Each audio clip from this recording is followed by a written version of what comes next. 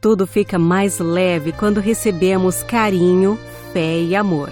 No imã de Franca é assim: caridade que acolhe, fé que cura, porque o amor é nossa missão.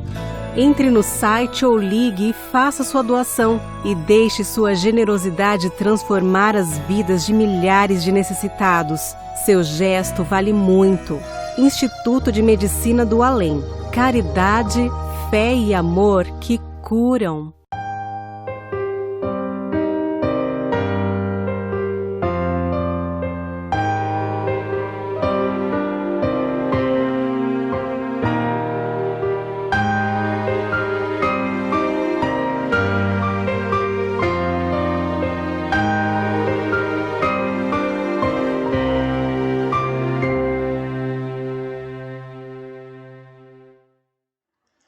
Olá, irmãs, irmãos, companheiros e amigos. Hoje, o que nos compete analisar é o assunto relativo à nossa melhoria espiritual, à nossa renovação, à nossa modificação, ao nosso progresso.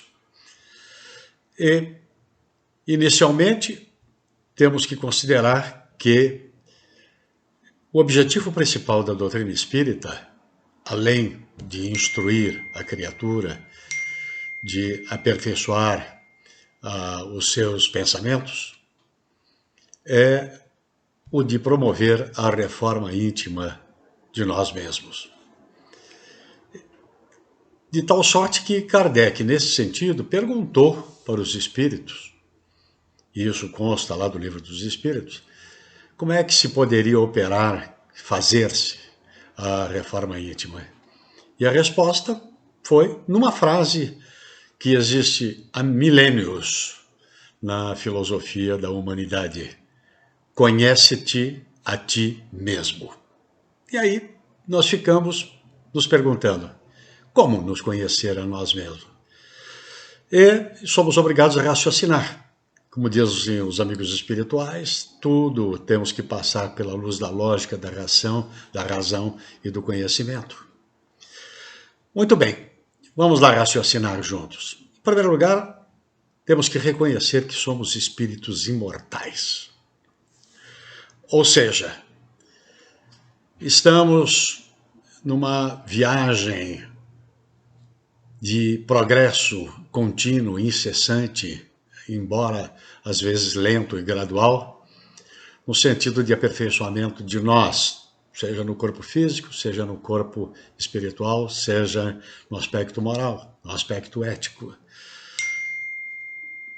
Existe uma informação do nosso amigo Emmanuel, que diz que na genealogia nossa espiritual, nós temos a bagatela de 15 milhões de séculos de existência. Ou seja, 1 bilhão e 500 milhões de anos de romagem espiritual, de reencarnações sucessivas, tudo visando o aperfeiçoamento, a renovação, a modificação.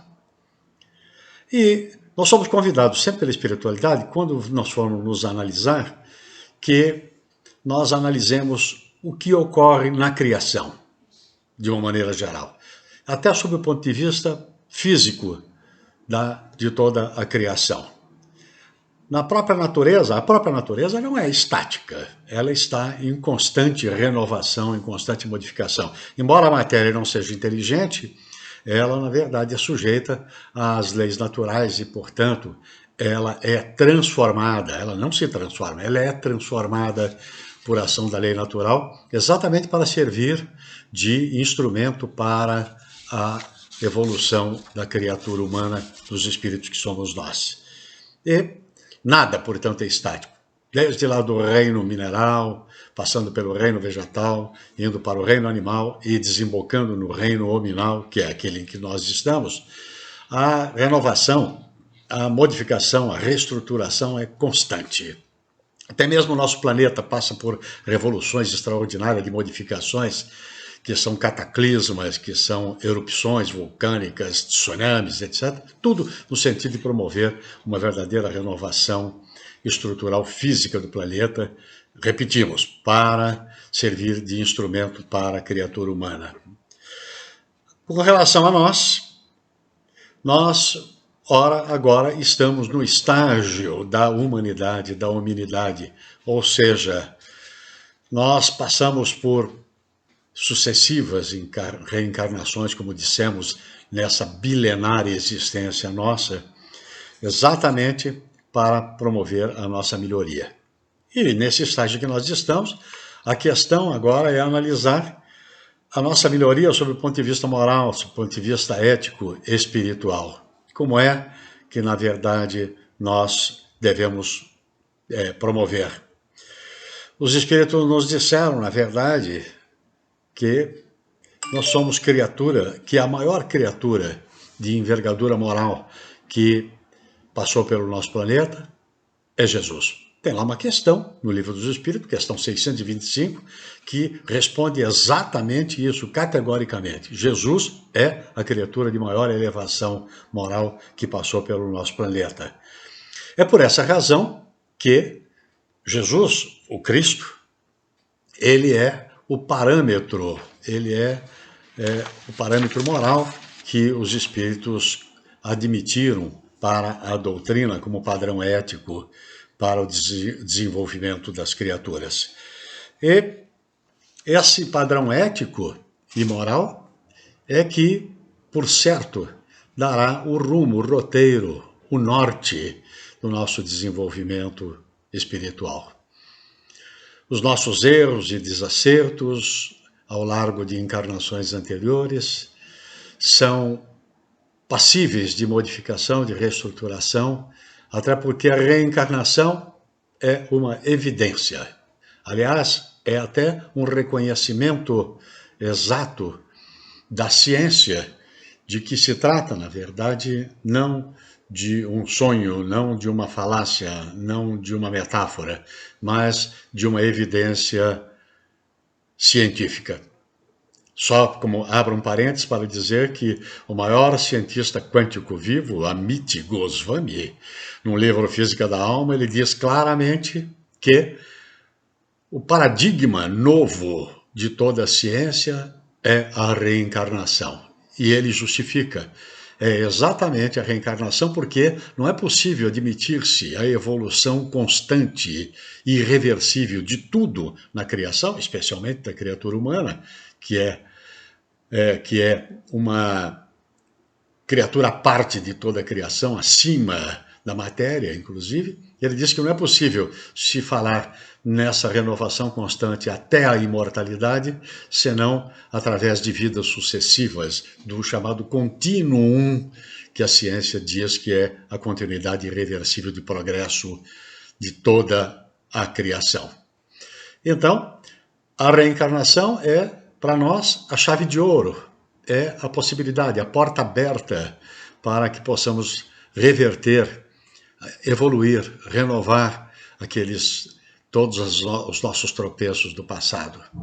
E Jesus, por ser o parâmetro moral e ético da humanidade, e, portanto, admitido pelos espíritos como padrão e ético para a nossa moral espírita, é dentro dos princípios e preceitos que ele nos legou, do conhecimento que ele nos legou, da possibilidade de reforma interior, através das atitudes, que nós chamamos de atitudes evangélicas, exatamente por causa da origem. É nela que nós vamos ter que nos basear efetivamente, é nela que nós vamos ter que pautar as nossas atitudes. Uma lição escolhida pela espiritualidade para esse nosso encontro está baseada, inclusive, em formulações a respeito da moral de Jesus. Nós, muitas das vezes, nos declaramos seguidores do Evangelho porque conseguimos estudar os princípios e preceitos que foram legados por Jesus e trazidos pelos apóstolos, especialmente pelo companheiro Paulo de Tarso, que nos trouxe, através das suas cartas, inomináveis conhecimentos de interpretação legados por Jesus. Então, nós dizemos costumeiramente que conhecemos o Evangelho. na sua pureza, na sua simplicidade, nas suas atitudes, sobretudo em acreditar de que poderemos nos melhorar sempre, nos pautando por aqueles princípios. Porém, quando a vida, de alguma razão, nos pede algum sacrifício, nos pede que tenhamos a possibilidade de praticar o bem, de pautar as nossas atitudes pelas normas claras e precisas da ética legada por Jesus, né? Aí então nós passamos naquele instante a perceber que ainda não estamos preparados para a cooperação devida dos ensinamentos de Jesus. Ele nos legou ensinamentos extraordinários que permitem que nós consigamos, ao pautar por eles, modificar a nossa estrutura interior. E essa nossa estrutura interior pode, na verdade, se ampliar para o exterior, para as criaturas que nos cercam, para o mundo que nos cerca. Podemos, através do nosso pensamento, criar um verdadeiro campo de força, porque o pensamento é uma energia viva, é matéria, na verdade, mental, que envolve o nosso mundo exterior. Quando não nos pautamos pelos princípios de ética e de moral, sobretudo aquelas legadas por Jesus, nós também criamos um campo de força desfavorável, destrutivo, que gera a desconfiança em torno de nós. Mas quando nós geramos dentro de nós os pensamentos positivos, aqueles que nos foram recomendados por Jesus, de fraternidade, de amor ao próximo, de assistência aos deserdados, de pensamentos produtivos em verdadeira oração em prol do desenvolvimento da humanidade, nós não só estaremos nos melhorando, mas estaremos também criando esse campo de força em torno de todas as criaturas que nos cercam e gerando uma verdadeira consecução no bem. Jesus nos legou duas recomendações para que nós pudéssemos nos modificar e modificar o mundo em torno de nós. Lembram-se? Nos recomendou: orai e vigiai. E orar, companheiros e amigos, não significa simplesmente rezar, decorar palavras e dizer aquilo que a gente chama de da boca para fora. Mas orar significa elevar-se espiritualmente e elevar o nosso pensamento ao alto, criando esse verdadeiro campo de força que nos conectará com os amigos espirituais, que nos auxiliarão na nossa melhoria e na possibilidade de implantarmos o bem no nosso planeta, em torno de nós. E vigiar não significa ficar, na verdade, atento aos defeitos alheios, mas vigiar as nossas próprias ações, os nossos próprios defeitos, os nossos próprios pensamentos, para que possamos, então, criar em torno de nós esse verdadeiro campo de força, repetimos, em torno do bem. É preciso que nós mudemos as nossas atitudes, o nosso olhar, os nossos gestos e, em suma, os nossos pensamentos, para que possamos agir serena e tranquilamente dentro do bem.